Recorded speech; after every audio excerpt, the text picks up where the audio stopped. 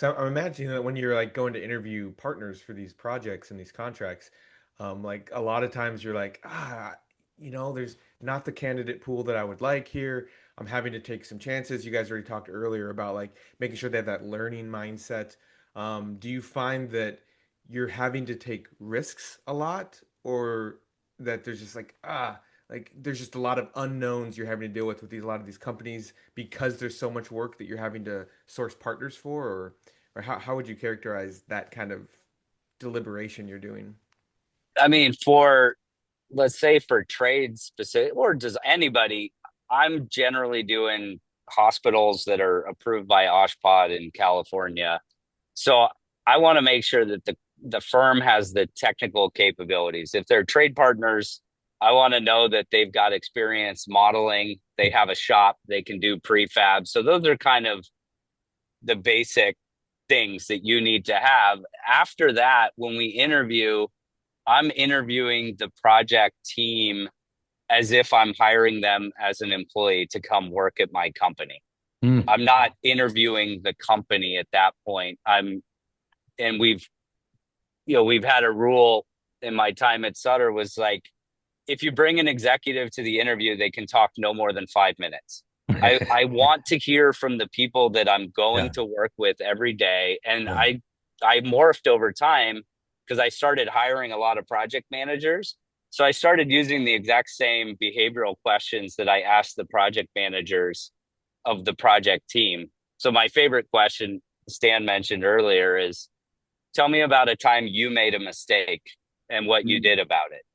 And what I'm looking for is somebody that can acknowledge that they made a mistake and own it, and then how they fixed it and they got other people on board.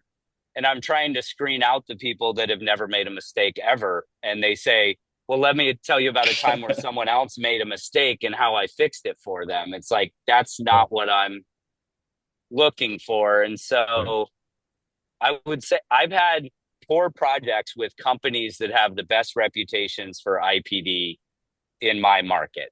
And I've had great jobs with companies that had zero experience because I got the wrong people from the best companies, and I got the right people from a company that didn't have the resume for the work. And Yeah, so the people is more important than once you've checked the boxes of the base capabilities of the company, it really comes down to the people. yeah, And yeah. that's fantastic. I think that mindset shift is a really big, important one, James, of like, and it makes sense. Like, hey, I'm thinking of these as employees. Like, these are people you're going to be working with daily for quite a long time. You might have employees that last a shorter amount of time at your company or at your organization than some of these projects might go on. So that totally makes sense. I love that kind of mental frame of how to think about it and kind of shifting your behavior and the way you interview them as a result. I think that's really, really smart. And And- James, you touched on a key issue too, which is capacity. And that's a pretty big failing point for a number of projects right now in California. huh, Yeah. Yeah, a short project for me is 2.5 to 3 years. A wow, long project is 10 to 12. Yeah. wow. And what's the design time for a short and a long project?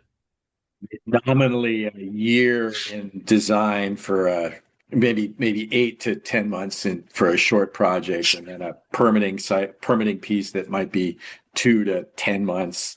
And then the designers, an IPD job, CA is kind of a even non-IPD. CA should be an important part of Yeah. of Oh, design too. absolutely. Yeah, Yeah.